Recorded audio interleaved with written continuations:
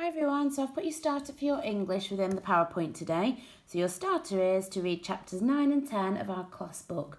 So if you pause the video while you do that, please. Okay, I hope you enjoyed that. So your load today is to know the features of a newspaper article. So again, if you pause the video and list as many features of a newspaper article as you can. So think about all the different sections and what they're called. We have already covered newspaper articles, but it was quite a while ago now. So pause it and list what you think you can remember about them. Right, so now your next task is, can you match these to their meanings? So we've got a byline, a lead paragraph, the main body, reported quote, a direct quote, and an illustration and caption.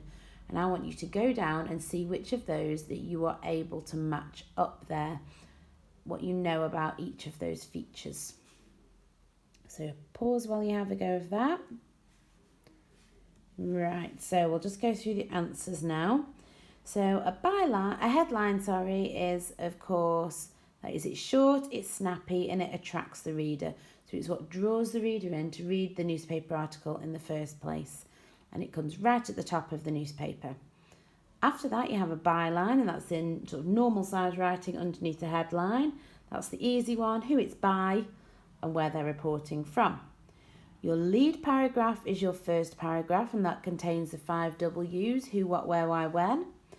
And then we have the main body, which is what you get your detail in. So people will they'll read the headline. If they're interested, they would read the lead paragraph.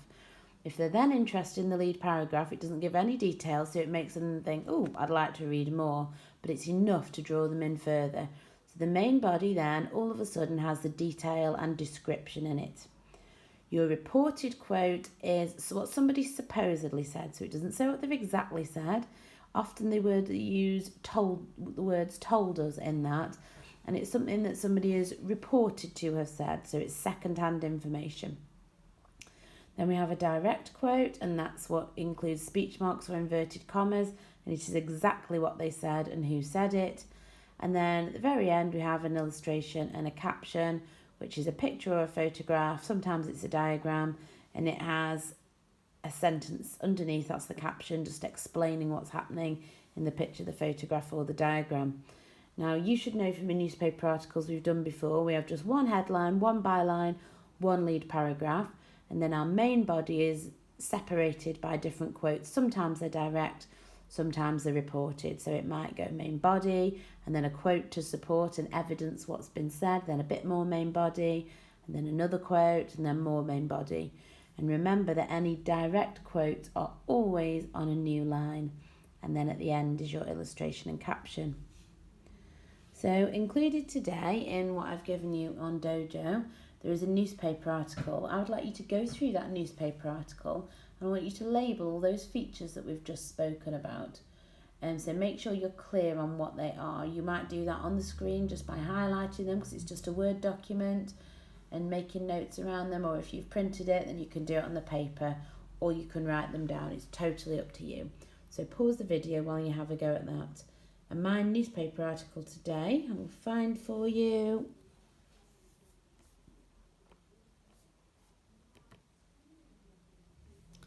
Is called School Saviours. So we've got School Saviours by Alexa Turner, Brown Edge. This week, over 50 homes around Brown Edge have been flooded with loving packages from the children at St Anne's to help ease loneliness.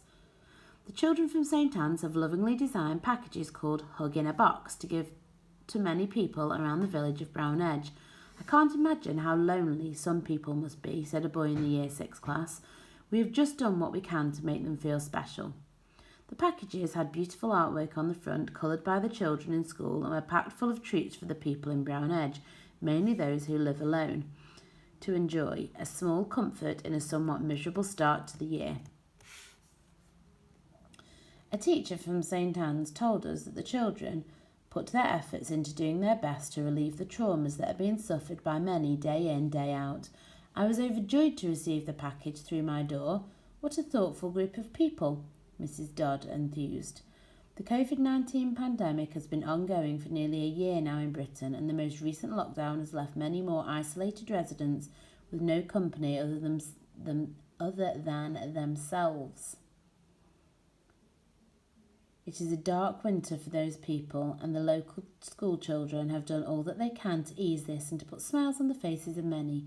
We are sure that many will be waking up full of smiles tomorrow as the packages are being distributed still. Then I've got that at the bottom and it says hug in a box. So have a look at that article, highlight, however you want to do it yourself, finding the main features, and just pause the video while you do that. Okay, so you should have got that. School Saviours is our headline. It's short, it's snappy, it's as short as I could possibly make it. It's just 2 words long, and I've used some alliteration to try and draw the reader in a bit more. Then I have the byline, my name, where I'm from, where I'm reporting from, and then we have the lead paragraph. That first paragraph is your lead paragraph. So who? Children from St Anne's. What happened? They've been flooding the village with packages. Where? Brown Edge. When? This week. And why? To help ease loneliness. So we've got our 5 W's, and I've managed to get that in just 1 sentence. So 1 or 2 sentences maximum really for your lead paragraph. So then I have got 2 direct quotes in there. I can't imagine how lonely some people must be, and I was overjoyed to receive the package through my door. I have got 1 reported quote. A teacher from St Anne's told us. So told us is often a clue for things being reported. And then the rest of it is all main body, and at the very bottom we have our illustration and our caption, hug in a box. Okay, so that's our newspaper article. Right, going back to our slideshow. So your task, and this is going to be over a few days, so this is the main task.